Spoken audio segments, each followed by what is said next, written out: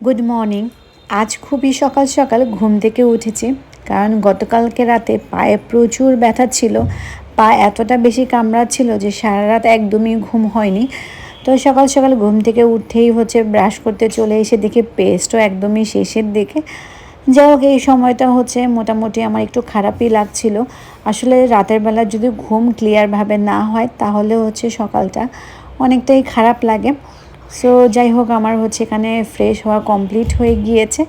চিন্তা করলাম যে ফ্রেশ হয়ে একটু বারান্দায় যাই, বাট গিয়ে দেখি বাহিরে প্রচুর বৃষ্টি হচ্ছে।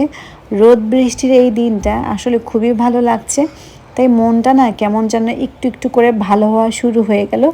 আর মাশাআল্লাহ, দেখতেই পাচ্ছো আমার গাছে অনেক সুন্দর সুন্দর কয়েকটা ফুল ফুটেছে। এখান থেকে একটা ফুল আমি আমার কানে দিয়েছি। আর দেখো, টি শার্টের মধ্যে ওয়াফিয়া রং ভরে একদম টি শার্টটা বাদ করে ফেলেছে। তো এইদিকে ওয়াফিয়ার কর্নফ্লেক্স শেষ হয়ে গিয়েছে, তাই নতুন একটা কর্নফ্লেক্স আমি ওয়াফিয়ার জন্য নামাচ্ছি। আমি সকালের নাস্তায় সবসময় ওয়াফিয়াকে কর্নফ্লেক্স দিই। ওয়াফিয়াকে সকালে নাস্তা দেওয়ার পর বারান্দায় দেখলাম আম্মু অনেকগুলো মাছ নিয়ে এসেছে, আর সেই মাছগুলো একা একা কাটছে। আমি অ্যাকচুয়ালি যেহেতু মাছও খাইও না, তাই মাছ আমি কাটতেও পারি না। তবে সবচেয়ে বড় কষ্ট ছোট ছোট মাছগুলো কাটতে। ছোট ছোট মাছ কাটার ভয়ে এখন তো মানুষ ছোট মাছ খাওয়াই বন্ধ করে দিয়েছে, কিন্তু আম্মু আবার এই ছোট ছোট মাছগুলো খেতে অনেক বেশি পছন্দ করে। আর নর্মালি আমরা সবাই জানি ছোট মাছের মধ্যে পুষ্টি গুণাগুণও বেশি থাকে।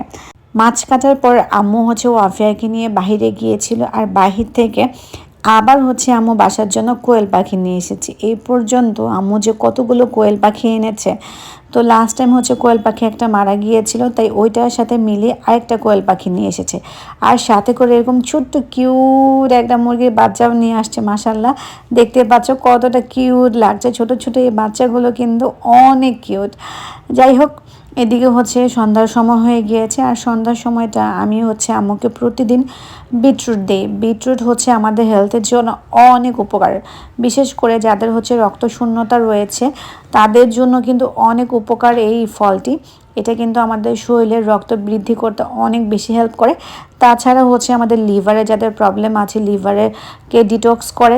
মানে এছাড়াও আমাদের স্কিনের অনেক প্রবলেম এই বিটরুট সলভ করে থাকে। সো মানে বিটরুটের এত পুষ্টি গুণাগুণ রয়েছে, যেটা অ্যাকচুয়ালি বলে শেষ করা যাবে না। দ্যাটস ওয়াই আমি ট্রাই করি আম্মুকে প্রতিদিনের খাবারের মধ্যে বিটরুট দেওয়ার জন্য। আম্মুরও বিটরুট এতটা বেশি পছন্দ না, তারপরেও আম্মুকে জোর করে করে আমি খাওয়াই। বাট আমাকে যখন আম্মু আবার বিটরুট খেতে বলে, তখন আমি একদমই খেতে পারি না। কেন যেন আমার কাছে একদম টেস্টলেস একটা লাগে। বাট লাস্ট টাইম আমি বিটরুটের কাটলেট বানিয়েছিলাম, সেটা আমার কাছে সব থেকে বেশি অসাম লেগেছিল।